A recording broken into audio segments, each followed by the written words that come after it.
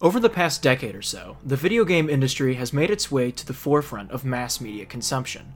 Following that timeline, there have been some problems or accusations about the medium that have landed it in the American news cycle.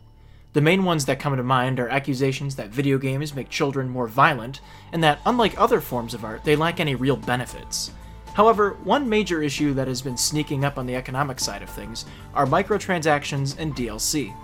By definition, DLC, which stands for downloadable content, is additional content released for a pre-existing video game. It generally ranges from clothing options for your in-game character, or to new storyline options within the story's arc.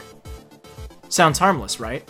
However, when we look at its counterpart, microtransactions, which is defined as a business model where users can purchase virtual goods with small payments, sort of like car payments in a way, where consumers are given a choice to purchase needless add-ons for their vehicle that don't serve any significant purposes. This is where we start to get to the heart of the issue. As time has gone on, a good portion of the gaming community has become upset with DLC and microtransactions, as they have seen prices exponentially increase with little to no increase in the amount of content provided.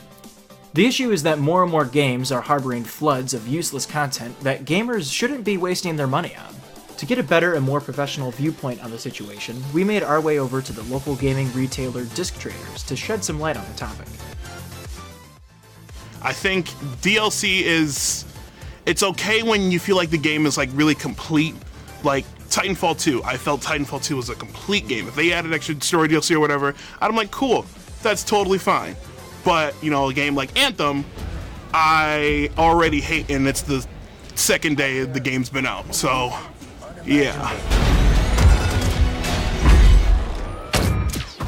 DLC could be a good thing maybe after the fact. Something got left out and they figured, okay, maybe we can add this in, or maybe this can change the game a little bit, add in a new character arc or a new character or a new story kind of perspective. I think good DLC is when you, the gamer, feel that it's complete, that it's like this is a complete package. If you feel like a Call of Duty game's complete, then it's totally up to you. It's really a person by person sort of thing. I don't feel a lot of games that come out now are complete. I feel that they are just, I'm paying $60 for a glorified demo. Squad member active, a brother from another mother. Homies out the joint, it's party time. You can have everything you want in a game right from the get-go if they wanted to publish it like that. And in some cases, they can be a good thing, like a DLC could be a good thing maybe after the fact.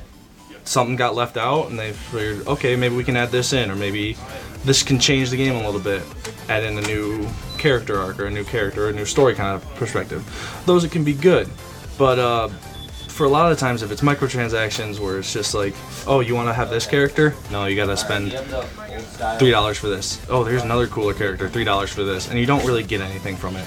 But if I'm paying $60, sometimes even upwards of $80, and are like, hey, give me more money for this skin that looks super cool, and it's like, why couldn't I have got that in the full game?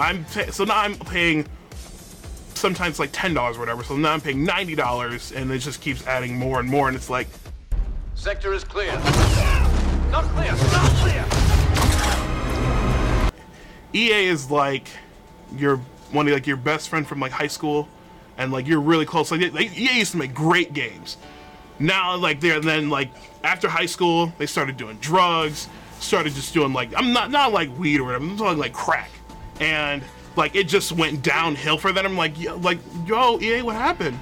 Like, what are you doing? Like, why I feel like I don't know you anymore.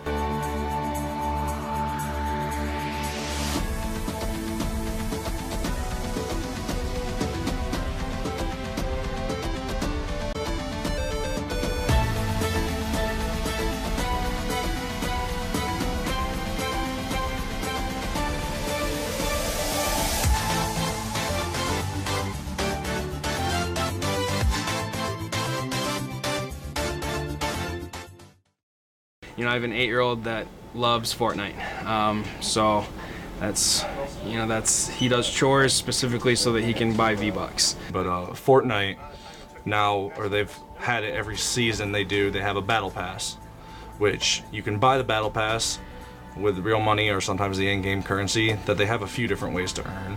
But all the Battle Pass does is it provides extra challenges for you when you're playing, and it provides aesthetic upgrades, but nothing that's gonna give you more of an advantage over someone else than people who didn't buy it.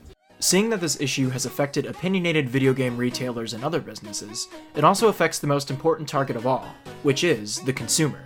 So we asked our gaming aficionado Warren Fossler himself if he knew anyone, and he managed to hook us up with someone that takes to DLC in a drastically different way. I think DLC and microtransactions are actually really good for gaming as a whole, because you can see something that you want and you can buy it. You don't necessarily have to grind through the game or whatever. You know, if I have money that I can spend and I see something that I want, you know, I can go out and get it. And it helps the developers too, because they get the money to help make the game better. So now that we managed to get a better understanding of both perspectives, what's the message here? Well, it seems obvious that there needs to be some changes with the way these things are handled by major corporations. And honestly, the solution is pretty simple. If DLC and microtransactions are included with games, they need to be quality, worthwhile DLC that expands the playability of the game, not just the cost.